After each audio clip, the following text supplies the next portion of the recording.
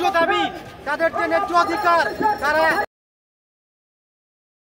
কর্মসূচি অংশ হিসাবে আজকে আমাদের যে ভূকা মিছিল, আমাদের খালি থানা দিয়ে আমাদের যে মিছিলে আমরা অংশগ্রহণ করবো, ভূকা মিছিল অংশগ্রহণ করবো এবং আমরা এই মিছিলে অংশগ্রহণ করার জন্য এসেছি পীরগঞ্জ, চট্টগ্রাম, পীরগঞ্জ, রংপুর থেকে আমরা এসেছি এবং আমাদের প্রতিষ্ঠান আমাদের চট্টগ্রাম দাখিল মাদ্রাসা। আমরা এক প্রতিষ্ঠান থেকে সকল শিক্ষক মন্ডলী আমরা এখানে এসেছি আজকে আমাদের এই যে ন্যায্য দাবি এবং এই অধিকার আমরা আদায়ের লক্ষ্যে ইনশাআল্লাহ আমরা ঘরে ফিরবো। আমাদের দাবি আদায় না হওয়া পর্যন্ত আমরা এই রাজপথ ছাড়বো না, এই পূর্বাসন আমরা মানি না। এই অপদার্থ শিক্ষা উপদেষ্টা উনি নিজেই বারবার প্রমাণ করতেছে, শিক্ষকদের হেয় প্রতিপন্ন করতেছে। আজকে শিক্ষকরা কেন রাজপথে থাকবে?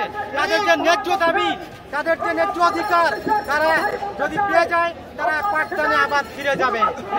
আমি শিক্ষা উপদেষ্টাকে আবার বলতে চাই, আপনি আসুন, আপনি দেখে যান আপনি কিভাবে প্রশাসন করতেছেন আমাদের সাথে।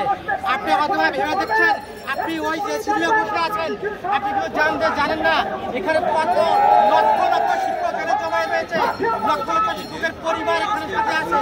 আপনি হয়তো ভাই একটিবারও চিন্তা করেন ভাই উপদেষ্টা সাহেব, আপনি যদি একবার আসেন আপনার এই পদত্যাগ করা যদি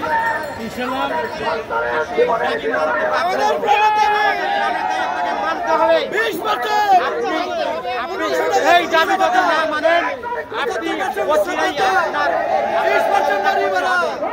যতটুকু দাবি মানতে না পারেন আমরা আপনার পদত্যাগ চাই। আপনি পদত্যাগ করুন।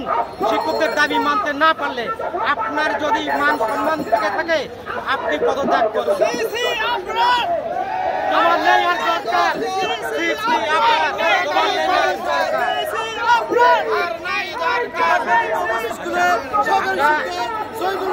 আমরা চট্টগ্রাম দাখিল মাদ্রাসা থেকে এসেছি।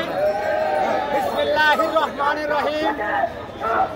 জাতীয়করণ প্রত্যাশী শিক্ষক সহযোগিতার পক্ষ থেকে আজের শহীদ মিনারে আমাদের আন্দোলনের আদর্শে গোটা বিশ্বের শিক্ষকদের সম্মান বিশ্ববাসী করল। আজ আমরা অত্যন্ত দুঃখের সাথে জানাচ্ছি সম্মানিত শিক্ষক মন্ডলী এই পুলিশের সাথে